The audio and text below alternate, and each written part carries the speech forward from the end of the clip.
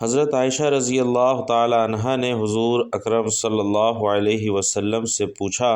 یا رسول اللہ، جب آپ اللہ سے ملاقات کے لیے گئے تو کیا آپ نے اللہ کا چہرہ مبارک دیکھا؟ تو آپ صلی اللہ علیہ وسلم نے فرمایا، ہاں، جب میں نے اللہ کو دیکھا تو میرا سانس بند ہو گیا اور مجھے دوبارہ زندہ۔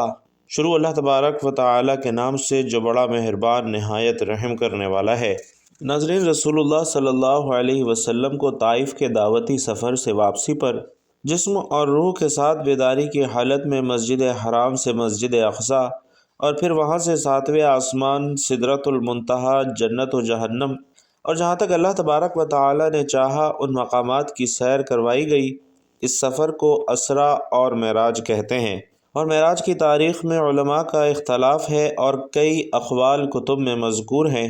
معراج کے واقعے کا اجمالی خلاصہ یہ ہے کہ نبی علیہ الصلاۃ والسلام ام ہانی رضی اللہ تعالیٰ عنہ کے گھر میں آرام فرما رہے تھے کہ یکایک چھت پھٹی اور حضرت جبرائیل امین حاضر ہوئے اور ان کے ہمراہ دیگر فرشتے بھی تھے۔ نبی کریم صلی اللہ علیہ وسلم کو جگا کر مسجد حرام لے جایا گیا اور وہاں آپ صلی اللہ علیہ وسلم کا سینہ مبارک چاک کر کے قلب اطہر کو آب زمزم سے دھویا گیا، اور بعد میں آپ صلی اللہ علیہ وسلم کی سواری کے لیے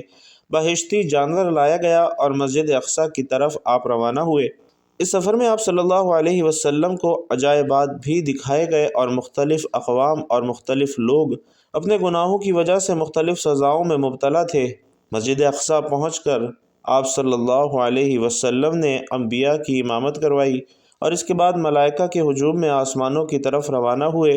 آسمانوں میں آپ صلی اللہ علیہ وسلم نے مختلف انبیاء کرام جیسا کہ حضرت آدم، حضرت یحییٰ، حضرت عیسیٰ، حضرت یوسف، حضرت ادریس، حضرت ہارون اور حضرت ابراہیم علیہ الصلاۃ والسلام سے ملاقات فرمائی۔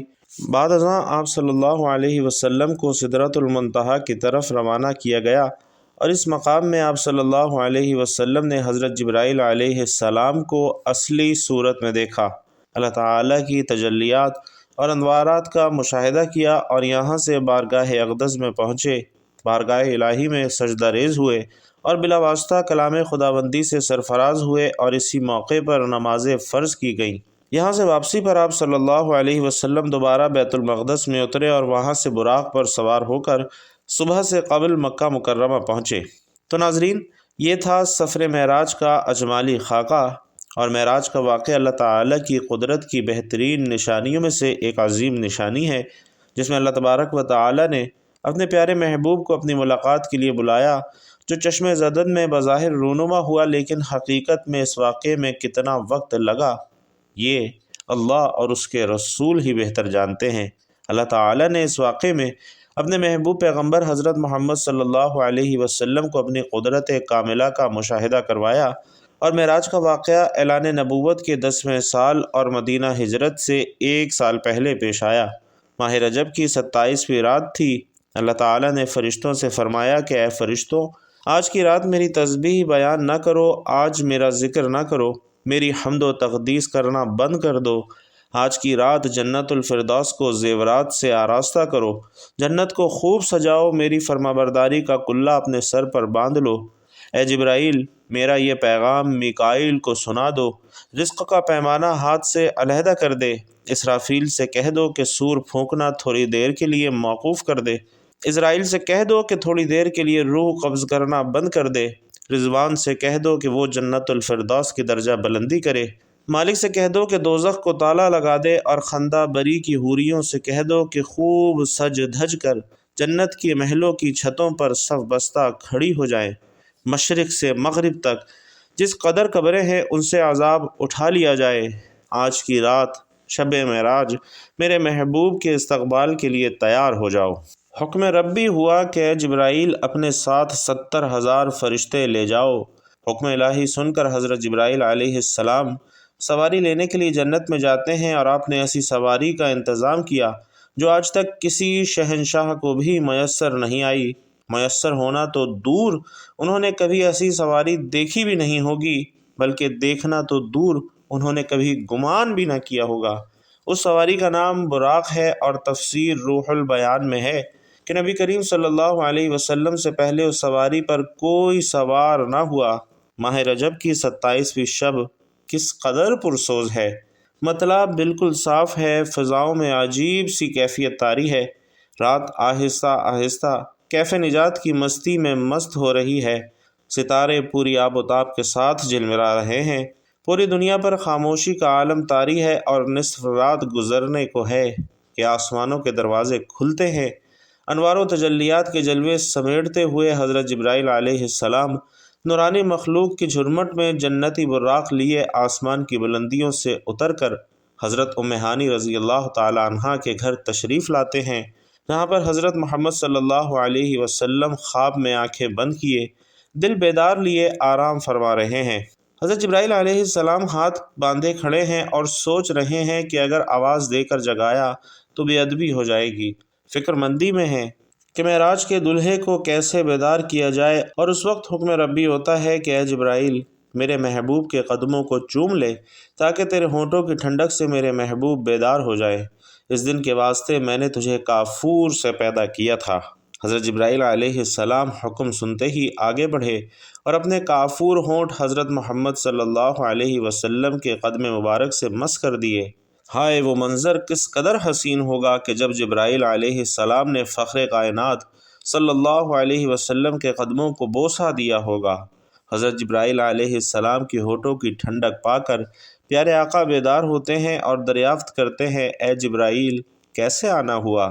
حضرت جبرائیل عرض کرتے ہیں، یا رسول اللہ خدائے بزرگ و برتر کی طرف بلاوے کا پیغام لے کر حاضر ہوا ہوں۔ یا رسول اللہ، اللہ تعالیٰ آپ کی ملاقات کا شوق رکھتا ہے، حضور صلی اللہ علیہ وسلم آپ تشریف لے چلیے، زمین سے لے کر آسمانوں تک سارے گزرگاہوں پر مشتاق کا ہجوم ہاتھ باندھ کر کھڑا ہے۔ چنانچہ آپ نے سفر کی تیاری شروع کی اور اس موقع پر حضرت جبرائیل علیہ السلام نے آپ صلی اللہ علیہ وسلم کا سینہ مبارک چاک کیا، دل کھول دیا، اور حضور صلی اللہ علیہ وسلم کا ارشاد ہے کہ میرے پاس ایک آنے والا آیا اور اس نے میرا سینہ چاک کر کے میرا دل نکالا، پھر میرے پاس سونے کا ایک تشت لایا گیا جو ایمان اور حکمت سے لبریز تھا، اس کے بعد میرے دل کو دھویا گیا، پھر وہ ایمان و حکمت سے لبریز ہو گیا اور اس کے بعد اس قلب کو واپس اسی جگہ پر رکھ دیا گیا۔ حضرت جبرائیل علیہ السلام نے سینہ صاف کرنے کے بعد قلب مبارک کو زمزم کے پانی سے دھویا اور سینہ مبارک میں رکھ کر سینہ بند کر دیا۔ حضرت جبرائیل علیہ السلام فرماتے ہیں کہ قلب ہر قسم کی کجی سے پاک اور بے عیب ہے، اس میں 2 آنکھیں ہیں جو دیکھتی ہیں، 2 کان ہیں جو سنتے ہیں، اور یہ فتح الباری کی روایت ہے۔ سینہ اقدس چاک کرنے میں کئی حکمتیں ہیں، جن میں ایک حکمت ناظرین یہ ہے کہ قلب اطہر میں ایسی قوت قدسیہ شامل ہو جائے جس میں آسمانوں پر تشریف لے جانے اور عالم سماوات کا مشاہدہ کرنے، بالخصوص دیدار الہی کرنے میں کوئی مشکل پیش نہ آئے۔ پھر آپ صلی اللہ علیہ وسلم کے سر انور پر امامہ مبارک باندھ دیا گیا۔ علامہ کاظمی رحمۃ اللہ علیہ فرماتے ہیں کہ شب معراج حضرت محمد صلی اللہ علیہ وسلم کو جو امامہ شریف پہنایا گیا وہ امامہ حضرت آدم علیہ السلام کی پیدائش سے 7000 سال پہلے تیار کیا گیا تھا۔ 40,000 ملائکہ اس کی تعظیم و تکریم کے لیے اس کے ارد گرد کھڑے تھے، اور حضرت جبرائیل علیہ السلام نے حضرت محمد صلی اللہ علیہ وسلم کو نور کی ایک چادر پہنائی، زمرد کی نالعین مبارک پاؤں میں زیب تن فرمائی، یاقوت کا کمر باندھا، اور حضور صلی اللہ علیہ وسلم نے براق کا حلیہ بیان کرتے ہوئے فرمایا کہ سینہ سرخ یاقوت کی مانند چمک رہا تھا، اس کی پشت پر بجلی گونجتی تھی، ٹانگیں اور دم مرجان، سر اور اس کی گردن یاقوت سے بنائی گئی تھی، بہشتی زین اس پر کسی ہوئی تھی جس کے ساتھ سرخ یاقوت کے 2 راکب آویزاں تھے، اس کی پیشانی پر لا الہ الا اللہ محمد الرسول اللہ لکھا ہوا تھا، اور چند لمحوں بعد وہ وقت بھی آیا کہ سرور کونین حضرت محمد صلی اللہ علیہ وسلم براق پر تشریف فرما ہوئے۔ حضرت جبرائیل علیہ السلام نے رکاب تھام لی، حضرت میکائیل علیہ السلام نے لگام پکڑ لی، حضرت اسرافیل علیہ السلام نے زین کو سنبھالا، اور حضرت امام کاظمی رحمۃ اللہ علیہ فرماتے ہیں کہ معراج کی رات 80,000 فرشتے حضور صلی اللہ علیہ وسلم کے دائیں طرف اور 80,000 فرشتے بائیں طرف تھے۔ فضا فرشتوں کی درود و سلام کی صداؤں سے گونج اٹھی، اور پیارے آقا صلی اللہ علیہ وسلم درود و سلام کی گونج میں سفر معراج کا آغاز فرماتے ہیں۔ ناظرین، اس واقعے کو اللہ تعالیٰ نے قرآن مجید میں ایسے بیان فرمایا ہے کہ وہ ذات نقص اور کمزورے سے پاک ہے جو رات کے تھوڑے سے حصے میں اپنے محبوب اور مکرم بندے کو مسجد حرام سے مسجد اقصیٰ تک لے گئی، جس کے گرد و نواح کو ہم نے بابرکت بنا دیا تاکہ ہم اس بندہ کامل کو اپنی نشانیاں دکھائیں۔ سورت بنی اسرائیل میں اس آیت کا ترجمہ بھی بیان کیا گیا ہے کہ آپ صلی اللہ علیہ وسلم نہایت شان و شوکت سے ملائکہ کے جلوس میں مسجد حرام سے مسجد اقصیٰ کی طرف روانہ ہوتے ہیں، اور یہ گھڑی کس قدر دل نواز تھی کہ جب مکان سے لامکان تک نور ہی نور پھیلا ہوا تھا، سواری بھی نور، سوار بھی نور، باراتی بھی نور، دلہا بھی نور، میزبان بھی نور، مہمان بھی نور، اور نوریوں کی یہ نوری بارات فلک بوز پہاڑوں، بیابان، ریگستانوں، گھنے جنگلوں، چٹیل میدانوں اور سرسبز و شاداب وادیوں پر سفر کشتی ہوئی وادی بسا میں پہنچتی ہے جہاں بے شمار درخت ہیں۔ حضرت جبرائیل علیہ السلام نے عرض کی کہ حضور یہاں اتر کر 2 رکعت نفل ادا کیجئے، یہ آپ کی ہجرت گاہ مدینہ طیبہ ہے، اور نفل کی ادائیگی کے بعد پھر سفر شروع ہوتا ہے۔ راستے میں ایک سرخ ٹیلہ آتا ہے جہاں حضرت موسیٰ علیہ السلام کی قبر ہے۔ حضور صلی اللہ علیہ وسلم اس موقع پر ارشاد فرماتے ہیں کہ معراج کی رات میں سرخ ٹیلے سے گزرا تو میں نے دیکھا کہ وہاں حضرت موسیٰ علیہ السلام کی قبر ہے، اور حضرت موسیٰ علیہ السلام اپنی قبر میں کھڑے ہو کر نماز پڑھ رہے ہیں۔ پھر دیکھتے ہی دیکھتے بیت المقدس بھی آ گیا جہاں قدسیوں کا جمع غفیر سلامی کے ساتھ موجود ہے۔ علماء خوش آمدید کہنے کے لیے تقریباً 1,24,000 انبیاء مرسلین استقبال کے لیے بے چین اور بے قرار کھڑے تھے۔ حضور نبی کریم صلی اللہ علیہ وسلم اس مقام پر تشریف فرما ہوئے۔ حضرت جبرائیل علیہ السلام ایک پتھر کے پاس آئے جو اس جگہ موجود تھا۔ حضرت جبرائیل علیہ السلام نے اس پتھر میں اپنی انگلی مار کر اس میں سوراخ کیا اور براق کو اس سے باندھا۔ حضرت محمد صلی اللہ علیہ وسلم مسجد اقصیٰ میں داخل ہوتے ہیں اور صحن حرم میں فلک تک نور ہی نور چھایا ہوا ہے، ستارے ماند پڑ چکے ہیں، قدسی سلامی دے رہے ہیں، حضرت جبرائیل علیہ السلام آذان دے رہے ہیں، اور تمام انبیاء اور رسل جماعت کے لیے صف در صف کھڑے ہو رہے ہیں۔ جب یہ صفیں بن چکیں تو حضرت محمد صلی اللہ علیہ وسلم امامت فرمانے کے لیے تشریف لاتے ہیں۔ تمام انبیاء اور رسول امام الانبیاء کی اقتداء میں 2 رکعت نماز ادا کر کے اپنی نیاز بندی کا اعلان کرتے ہیں۔ ملائکہ اور انبیاء سب کے سب سر تسلیم خم کیے ہوئے ہیں۔ بیت المقدس نے آج تک ایسا دل نور منظر نہیں دیکھا۔ وہاں سے رفت اور عظمت کے پرچم پھر بلند ہونے شروع ہوتے ہیں اور درود و سلام سے فضا ایک مرتبہ پھر گونج اٹھتی ہے۔ حضرت محمد صلی اللہ علیہ وسلم نوری مخلوق کے جھرمٹ میں آسمان کی طرف روانہ ہوتے ہیں، اور یہاں سے پھر وہ واقعہ معراج شروع ہوتا ہے۔ حضرت محمد صلی اللہ علیہ وسلم فرماتے ہیں کہ پھر مجھے اوپر لے جایا گیا۔ براق کی رفتار کا یہ عالم تھا کہ جہاں نظر کی انتہا ہوتی وہاں براق کا پہلا قدم ہوتا اور فوراً ہی پہلا آسمان آ گیا۔ حضرت جبرائیل علیہ السلام نے دروازہ کھٹکھٹایا اور پوچھنے والے نے پوچھا کہ کون؟ جواب دیا جبرائیل۔ پوچھا تمہارے ساتھ کون ہے؟ حضرت جبرائیل نے جواب دیا حضرت محمد صلی اللہ علیہ وسلم۔ دربان نے کہا مرحبا مرحبا، دروازہ انہی کے لیے کھولا جائے گا۔ چنانچہ دروازہ کھولا گیا۔ حضرت محمد صلی اللہ علیہ وسلم کی ملاقات حضرت آدم علیہ السلام سے ہوئی اور انہیں بتایا گیا کہ یہ آپ کے جلیل القدر فرزند ہیں، یہی حضرت محمد صلی اللہ علیہ وسلم ہیں۔ کہہ کر حضرت آدم علیہ السلام کی بارگاہ میں سلام ارشاد فرمایا۔ حضرت آدم علیہ السلام نے سلام کا جواب بھی فرمایا اور اپنے عظیم فرزند کو دعاؤں سے بھی نوازا۔ اس کے بعد مہمان عرش صلی اللہ علیہ وسلم کو دوسرے آسمان کی طرف لے جایا گیا۔ یہاں بھی پہلے آسمان کی طرح سوال و جواب کا سلسلہ ہوا۔ یہاں حضرت عیسیٰ علیہ السلام سے حضور صلی اللہ علیہ وسلم کی اور حضرت یحییٰ علیہ السلام سے ملاقات ہوئی، اور اس یادگار ملاقات کے بعد آپ آسمان کے ملکوتی مشاہدات کے بعد آپ صلی اللہ علیہ وسلم کو تیسرے آسمان کی طرف اٹھایا گیا، اور یہاں پر آپ کی ملاقات حضرت یوسف علیہ السلام سے کروائی گئی۔ تیسرے آسمان کے مشاہداتی نورانی کے بعد حضور صلی اللہ علیہ وسلم چوتھے آسمان پر پہنچتے ہیں، اور یہاں پر آپ صلی اللہ علیہ وسلم کی ملاقات حضرت ادریس علیہ السلام سے کروائی جاتی ہے۔ اس طرح حضور صلی اللہ علیہ وسلم سفر معراج طے کرتے ہوئے 5ویں آسمان پر پہنچے تو وہاں آپ صلی اللہ علیہ وسلم کی ملاقات حضرت ہارون علیہ السلام سے ہوئی، اور 6 آسمان پر آپ صلی اللہ علیہ وسلم کی ملاقات حضرت موسیٰ علیہ السلام سے ہوئی۔ حضرت موسیٰ علیہ السلام کی مقدس آنکھیں اشک بار ہو گئی۔ حضور صلی اللہ علیہ وسلم کی رفت اور عظمت کو دیکھ کر رشک کے آنسو جھلک پڑے اور آپ کی زبان اقدس سے بے اختیار نکلا کہ خدائے بزرگ و برتر کے یہ وہ برگزیدہ رسول ہیں جن کی امت کو میری امت پر شرف عطا کیا گیا۔ میری امت پر جسے بزرگی عطا ہوئی، یہ وہی رسول ہیں جن کی امت کو میری امت کے مقابلے میں کثرت کے ساتھ جنت میں داخل کیا جائے گا۔ ناظرین، پیارے آقا صلی اللہ علیہ وسلم کی ملاقات ساتویں آسمان حضرت ابراہیم علیہ السلام سے ہوئی، اور اس کے بعد حضرت محمد صلی اللہ علیہ وسلم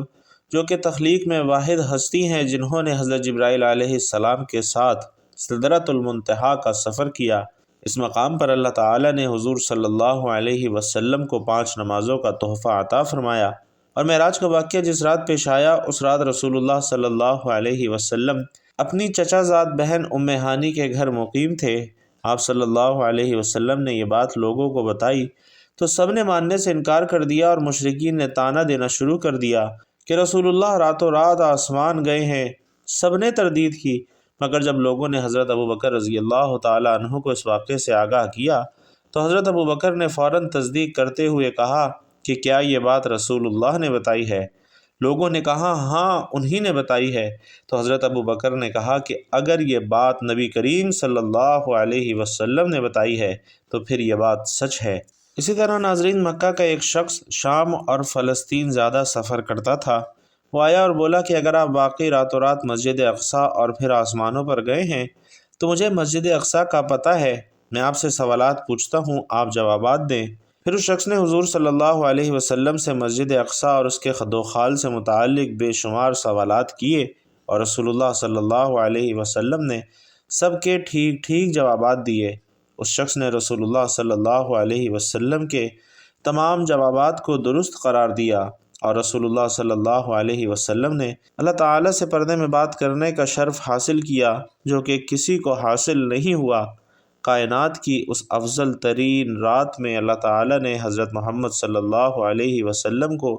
50 نمازیں بطور تحفہ دیں، جن کو بعد میں کم کر کے 5 کی تعداد تک لایا گیا۔ ناظرین، بہت سے مسلمان استفسار کرتے ہیں کہ کیا حضور صلی اللہ علیہ وسلم نے شب معراج کو اللہ تعالیٰ کا دیدار کیا؟ حضور صلی اللہ علیہ وسلم کا دیدار الہی کرنے کا ثبوت ہمیں قرآن کریم سے ملتا ہے۔ قرآن کریم کی جس آیت سے رسول اللہ صلی اللہ علیہ وسلم کا دیدار الہی کا انکار کیا جاتا ہے، لوگوں کی زبردستی ہے، اور یہی حالت حضرت عائشہ صدیقہ رضی اللہ تعالی عنہا کی روایات کی ہے۔ دونوں پر مختصراً غور کیا جاتا ہے۔ قرآن و حدیث سے جو چیز ثابت ہے وہ ہے دیدار خداوندی، اور نفی میں پیش کی جانے والی آیت میں ہے آنکھوں میں ادراک کی نفی، حالانکہ دیکھنے میں ہے اور ادراک میں فرق ہے، جیسا کہ ارشاد خداوندی ہے کہ نگاہیں اس کا احاطہ نہیں کر سکتی اور وہ سب کا احاطہ کیے ہوئے ہے، اور وہ بڑا باریک بین اور بڑا باخبر ہے۔ امام راضی رحمۃ اللہ علیہ اس کی تفسیر میں لکھتے ہیں کہ تمام آنکھیں اس کا ادراک نہیں کر سکتی، اور اس کا فائدہ یہ ہے کہ بعض آنکھیں دیکھ سکتی ہیں، دیکھے جانے والے چیز کی جب حد اور انتہا ہو، اور دیکھنے والی نظر تمام حدود، اطراف اور انتہاؤں کو گھیر لے تو گویا اس نظر نے اس چیز کو گھیر لیا، اسے نظر کا ادراک کہا جاتا ہے۔ لیکن جب نظر دیکھی جانے والی چیز کا احاطہ نہ کر سکے تو اس دیکھنے کا نام ادراک نہیں ہوتا، اور خلاصہ یہ ہے کہ قرآن کی آیت اور اسے ام المومنین حضرت عائشہ رضی اللہ تعالی عنہا کے قول سے دیدار الہی کی نفی رسول اللہ صلی اللہ علیہ وسلم سے ثابت نہیں ہے، اور اس آیت کا مطلب ہے کہ تمام آنکھیں اللہ کو نہیں دیکھ سکتی، یا یہ کہ آنکھیں اللہ کا احاطہ نہیں کر سکتی، اور ظاہر ہے کہ دیکھنا اور ہے اور احاطہ کرنا اور ہے، اور نتیجہ یہ ہے کہ بعض آنکھیں دنیا میں بھی اللہ تعالیٰ کو دیکھ سکتی ہیں، اور بے شک وہ بعض آنکھیں حضور اکرم صلی اللہ علیہ وسلم کی ہیں، جیسا کہ مروان نے حضرت ابو ہریرہ رضی اللہ تعالیٰ عنہ سے پوچھا کہ کیا محمد صلی اللہ علیہ وسلم نے اپنے رب کو دیکھا؟ تو انہوں نے فرمایا ہاں۔ اسی طرح حضرت امام احمد بن حنبل رضی اللہ تعالیٰ عنہ نے فرمایا کہ حضور نبی کریم صلی اللہ علیہ وسلم نے آنکھوں سے اللہ تعالیٰ کو دیکھا یہاں تک کہ ان کا سانس بند ہو گیا۔ اللہ رب العزت سے دعا ہے کہ ہم سب کو دین کی بات سننے، سمجھنے اور اس پر عمل کرنے کی طاقت اور توفیق مرحمت فرمائے، اور ہم سب کو دین کی باتیں جاننے کا اشتیاق پیدا فرمائے۔ اللہ تعالی میرا سنانا اور آپ کا سننا اپنی بارگاہ میں قبول و منظور فرمائے، آمین یا رب العالمین۔ اور ناظرین، آج کا یہ بیان آپ کو اچھا لگا ہو تو کمنٹ باکس میں ایک مرتبہ سبحان اللہ ضرور لکھتے جائیے گا۔ اللہ تبارک و تعالی آپ سب کا حامی و ناصر ہو، آمین یا رب العالمین۔